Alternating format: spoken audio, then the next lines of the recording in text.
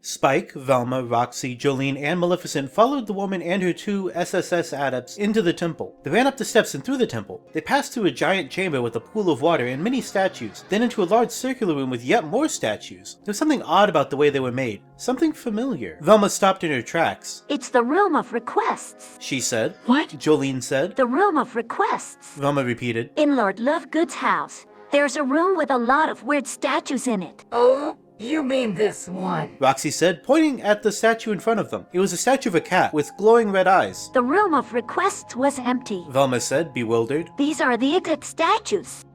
Maybe it's a trap. Maleficent said. Maybe we should go back, sugar. Perhaps we should. Jolene replied worriedly. The woman stopped and turned to them. Don't listen to her. She said. She's just trying to scare you. I am never scared of a challenge. Velma said, raising her chin. Come along. Then, let's get on with the business of destroying Nightmare Turret. The woman led the group through a set of passageways and into a circular room lined with shelves. There were thousands of artifacts on the shelves, all carved from stone, wood, metal, and crystal. This is the treasure chest of King Arthur's sword.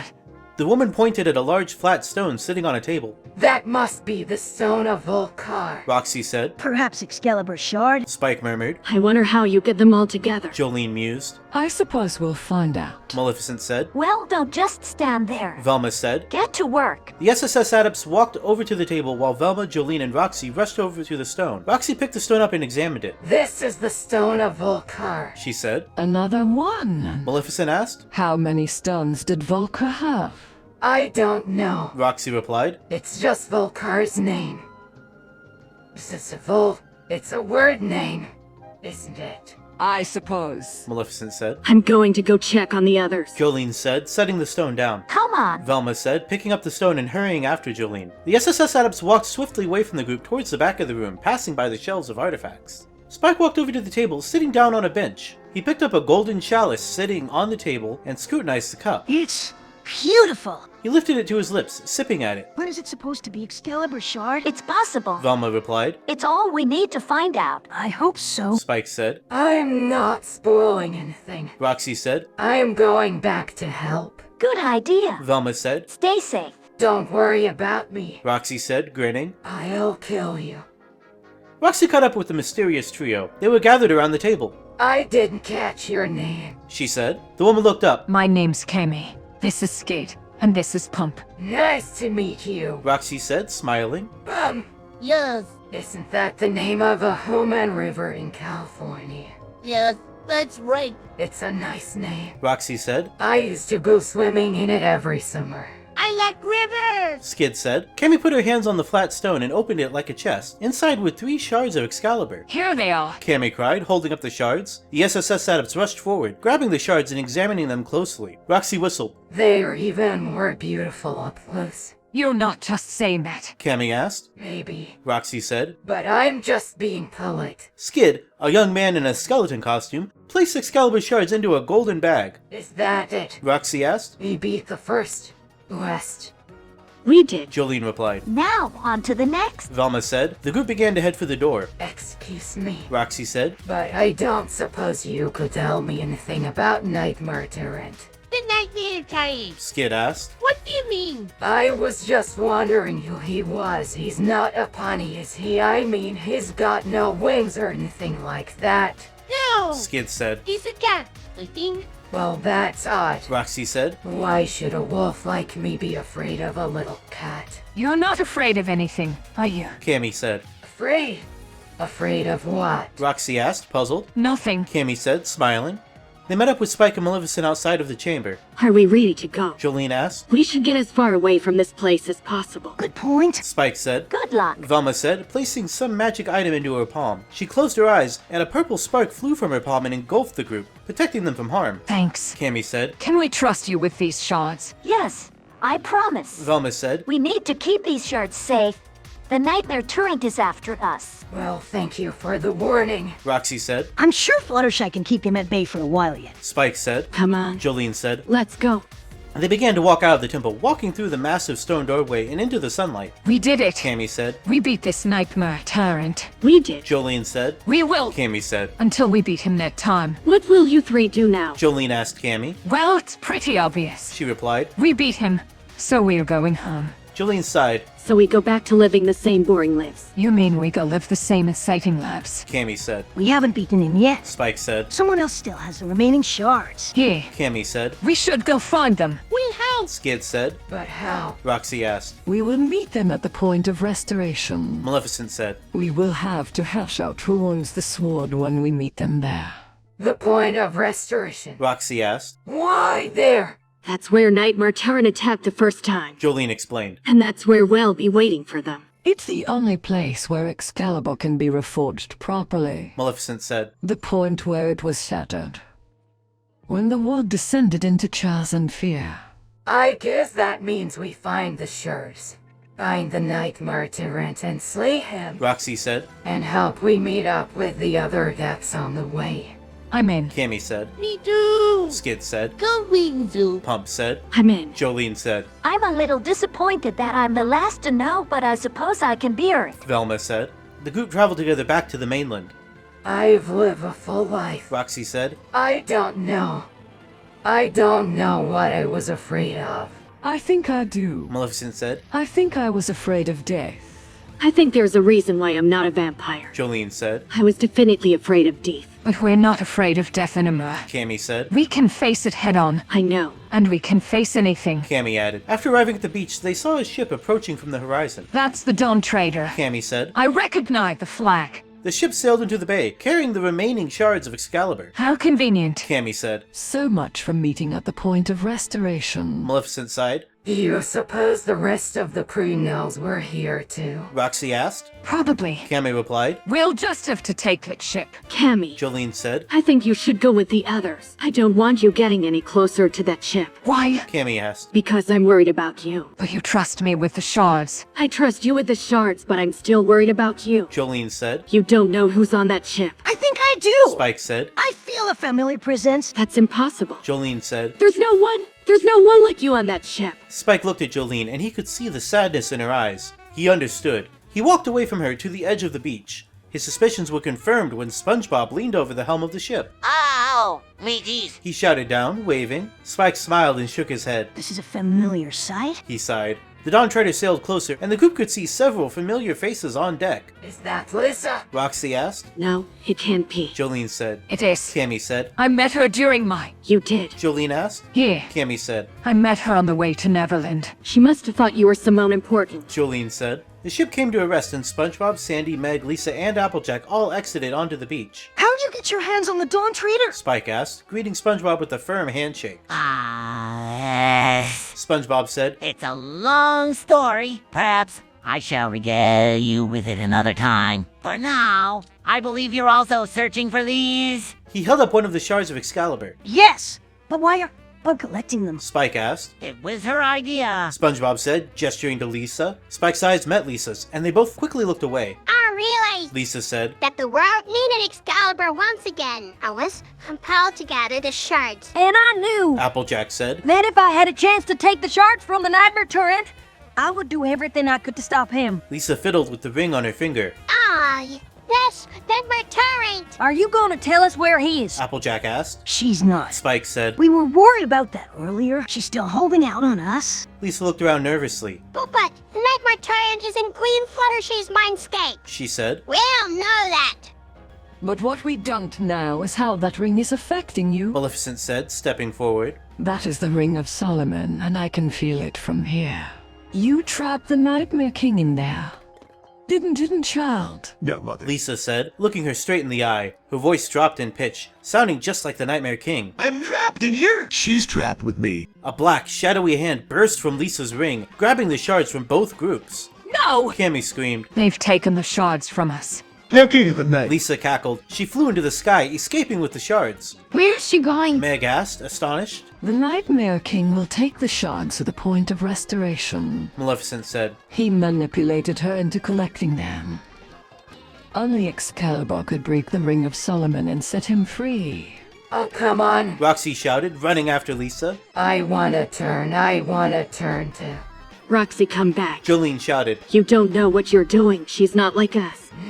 She's just a scared little girl. Roxy yelled, catching up to Lisa in the sky. She's not a hero. She's not a worry. She's nothing. What's wrong with you? Lisa asked, staring down at Roxy with contempt. You ain't even a real bunny. How am I a wolf? Roxy replied, grabbing Lisa's arm. You're hurting me, you're hurting me. Lisa flew away from Roxy, leaving the wolf in the dust. She's crazy. Cammy cried. Maleficent, do you know where the point of restoration is? Jolene asked. Of course. Maleficent replied. Then combine your magic with mine. Jolene said. I can teleport us there, and we can cut her off. No! Cammy said, grabbing Jolene's shoulder. You can't go after her. You'll be too weak, and I won't let her hurt you. This is our duty. Jolene said. I swore an oath to protect my people, and that means keeping the Nightmare King from getting free. We're with you. Applejack said. Where with you two? Sandy said, placing a hand on Cammy's shoulder. Then we are going after her. Jolene said. I'm coming with you. Roxy said, landing back on the beach. Spike, Applejack, Sandy, Roxy, and Cammy gathered around Maleficent and Jolene, while the others got on the Dawn Treader. We'll meet you back at Queen Fluttershy's palace. Velma shouted to Spike. You'd better still be alive and have Excalibur with you. You can count on us. Spike replied, before the group vanished in a flash of blue and green light. Well, I guess that's that. Velma said. Let's go, kids. The group sailed off on the Dawn Treader, looking out to the horizon. Meanwhile, miles away, Jolene's group reappeared in a massive crater. This was the point of restoration, the point of shattering, where the Nightmare Tyrant had shattered Excalibur years ago, the spot where Volcar had died. The earth itself had shattered with it, leaving great cracks in the ground. Now what? Sandy asked. Well, Cammy said, pointing. Lisa could be seen flying towards them. we greet her. No, we don't. Jolene said. Lisa, stop. I know you don't want to hurt us. Stop, and we'll let you go. Lisa's voice was not her own, but it was a voice the group knew all too well. You can't stop. You'll stop me. Lisa flew in, her eyes filled with malice. She grabbed Jolene, lifting her into the air and smashing her against the wall of rock. Listen. Sandy shouted, firing a bolt of lightning from her hand, blasting Lisa in the face. Lisa howled in pain, releasing Jolene and flying away. Cammy, shoot her. Cammy aimed her bow at Lisa as she floated above them. Stop, please, stop. Jolene pleaded. Lisa, I'm begging you. Listen. Sandy shouted, firing another lightning bolt. I'm going to blast you into nothingness, you monster. Lisa flew in, grabbing Sandy and lifting her into the air. Sandy screamed in terror before Lisa dropped her and the squirrel smashed into the ground. I'm not going to let you hurt any of my friends. Cammy shouted, aiming her bow at Lisa. No, please, no, no, no. Jolene cried, putting her hands over her head. Lisa laughed, pointing her fingers at Cammy. You think you can stop me, you? I know I can. Cammy shouted, firing an arrow at Lisa. Lisa laughed, grabbing the arrow and crushing it. Cammy! Roxy shouted, firing a burst of magic at Lisa, which she quickly sidestepped. Listen, stop this. Sandy cried. Listen, you're a monster, don't you know that? Lisa grabbed Sandy and lifted her into the air, holding her in the palm of her hand. Lisa, stop this. Let her go. Jolene cried. Lisa threw Sandy down to the ground where she smashed into the dirt. Lisa, please stop this. Sandy cried, crawling away from Lisa. No, Lisa, don't. Jolene cried. Please, Lisa, don't. Lisa laughed, pointing her finger at the group. You think you can stop me, you? Listen, stop this. Sandy begged. Please, please. I'll do whatever you want. Anything at all. Cammy shouted. Lisa laughed. You're too late. You already get what I want. Lisa grabbed Jolene, lifting her into the air. Lisa, please. Jolene cried. Lisa raised Jolene into the air and slammed her against the wall of rock, knocking her unconscious. Listen, no. Cammy cried, aiming her bow at Lisa. I don't want to kill you. Cammy shouted. I want you to get away from my friends. Lisa grabbed Cammy, lifting her into the air with one hand and crushing her against the wall of rock with the other. Lisa, please stop this. Let her go. Sandy begged. Maleficent slammed her staff into the ground. Emerald flames billowed from her as she cried. By the power of the evil queen, I command you to stop this atrocity. Lisa smirked, pointing a finger at Maleficent. You don't command me, Fairy. Maleficent looked at the Nightmare King's vessel with fear and hatred. By the power of the evil queen, I will not let you do this. You have no power here? Lisa laughed. Listen, you're a nightmare. Cammy shouted. You're not real. You can't hurt us. Lisa laughed. We'll see about that. Lisa tossed Cammy around like a rag doll before throwing her to the ground and standing on her throat. Lisa, please stop this. Sandy begged. Maleficent knew there was no getting through to Lisa. The Nightmare King's grip on her mind was too strong. She knew there was only one way to put an end to this. Oh, if you're in there, I'm going to end this. Maleficent said coldly. That's how you see we're going to kill me, really? Lisa asked. I lied. Maleficent said. Lisa's eyes widened in shock. She looked to Maleficent as her voice softened to her own. You're going to kill me. Lisa asked. You're going in my life. I'm sorry, but use. Maleficent said. No, no, no, no, no. Lisa cried, putting her hands over her ears. Lisa, listen to me. Maleficent shouted. You must take off the Ring of Solomon. Take it off. I can't. Lisa cried. You must. I can't. I can't. I can't. Lisa, don't you understand? Take it off, and you will be free to live your life. Lisa shook her head. No, I can't. I can't. Lisa raised her hands to her head, looking as though she was about to throw up. You have to. That was when Applejack's lasso latched onto Lisa's ankle, holding her in place. Lisa looked down at the lasso, her eyes widening. Listen, if you don't take off the Ring of Solomon, I'm going to have to kill you. Maleficent said. Do you understand? I will have no other choice. No. Lisa cried. I can take it from here. Came a voice from above. Maleficent glanced up, spying a pale figure flying towards them. Roxy shook her head in disbelief. Morbius. She cried. I heard the summons. Morbius said, landing in front of Maleficent and grabbing her shoulders. I heard you calling to me and I came as fast as I could. Nobody called to you. Maleficent said, confused. I was pulled across time and space to this exact moment. Morbius continued. If you didn't call to me, then why am I here? You are not supposed to be here. Maleficent shouted. Nobody is supposed to be here. Morbius turned, looking to Lisa struggling with Applejack's lasso. His eyes narrowed as he saw the ring she wore. Lisa, He said. what is that? It's a ring of Solomon. Lisa cried, her eyes wild. It's mine. I found it. That ring house is a mighty evil. Morbius said, floating towards her. What does it do? Lisa's eyes were wild with fear. It made me a nightmare. She cried. You're not a nightmare. Morbius took her hand, grabbing the ring. He cried out in pain as dark energy erupted from it, fighting against him. He gasped, falling to his knees. You're not a nightmare. He cried. You're a child and you're trapped in a nightmare. Lisa shook her head. I can't get free. You must. Morbius said. Your soul is not doomed to darkness. I saw what I saw, and I know what I know, and you must be freed. Freed? Give me your hand, Lisa. Morbius pleaded. Lisa's eyes widened. I can't give it to you. I don't want to go back. Spike called out to her from the ground. You have to. Give him your hand. No, I don't want to go back. Do you want to live or die? Spike yelled. I want to. Lisa stammered. I want to live. Lisa grabbed Morbius's hand, and reality warped around them.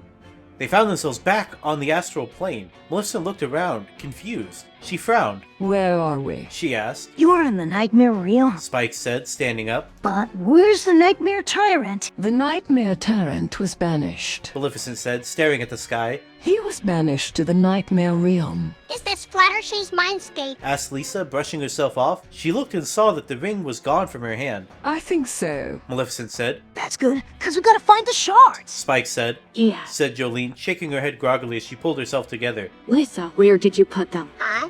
I don't know. Came a familiar voice. The group turned and saw the Nightmare King floating in front of them. In his hands was the sword of Excalibur, made whole once more. Excellent work. Said the Nightmare Tyrant, appearing beside him. You have done well, Nightmare Queen. I had help. Fluttershy said, flying in to land beside her friends. The Nightmare King laughed. Not enough, it would seem. Fluttershy, we tried, but... Spike began, but Fluttershy cut him off. I know. I saw. I'm so sorry.